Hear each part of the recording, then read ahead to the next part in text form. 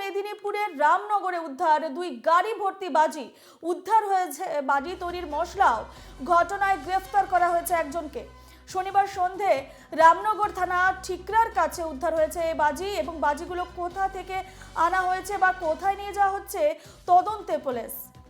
পূর্ব মেদিনীপুরে উদ্ধার হয়েছে দুই গাড়ি ভর্তি বাজি।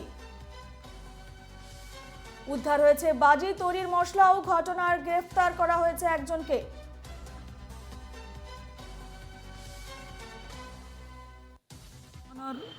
বড় সাফল্য, যেহেতু ওনারা তদন্ত করে ওনারা আজকে যে বাজির উদ্ধারটা করেছেন সেটা যেমন এলাকাবাসীর দিক থেকে একটা নিরাপত্তা যে বিষয়টা ছিল, এলাকাবাসীও সুরক্ষিত হলেন এবং সেই সাথে সাথে পুলিশ প্রশাসন তাদের নিজেদের দায়িত্বটা সঠিকভাবে পালন করে চলেছেন এটাও ওনারা প্রমাণ করে দিলেন।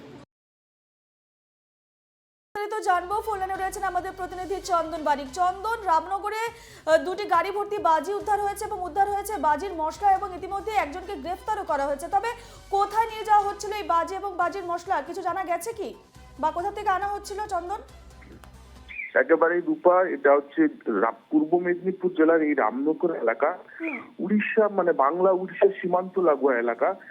এখান থেকে উড়িষ্যা খুব কাছেই, কারণে একটা সম্ভাবনা থেকে যায় উড়িষ্যা থেকে অবাধেই চলে আসতে পারে বাংলায় যে কোনো ধরনের মালপত্র। সেই কারণে পুলিশ সব দিক খোলা রেখে খতিয়ে দেখছে। ইতিমধ্যেই তদন্ত শুরু করেছে পুলিশ। দেখো, কালকে সন্ধ্যা নাগাদ ঠিকরার বাস স্ট্যান্ডের অদূরে গোপন সূত্রে পুলিশ খবর পেয়ে ডিএসপি ডিএনটি সাহেবের নেতৃত্বে রামনগর থানার ওসি সহ বিশাল পুলিশ বাহিনী এই অভিযানে নামেন। এই অভিযানে নেমে দুটি গাড়ি সহ বাজির মশলা এবং বাজি বাজেয়াপ্ত করে থানায় নিয়ে আসে এবং একজনকে গ্রেপ্তার করে জিজ্ঞাসাবাদ চালাচ্ছে পুলিশ। সব দিক খোলা রেখে বাজিগুলো কোত্থেকে এসেছিল, কোথায় নিয়ে যাওয়া হচ্ছিল, এই ঘটনা ইতিমধ্যেই তদন্ত নেমেছে রামনগর থানার পুলিশ। রূপা, একেবারে ধন্যবাদ তোমাকে চন্দন।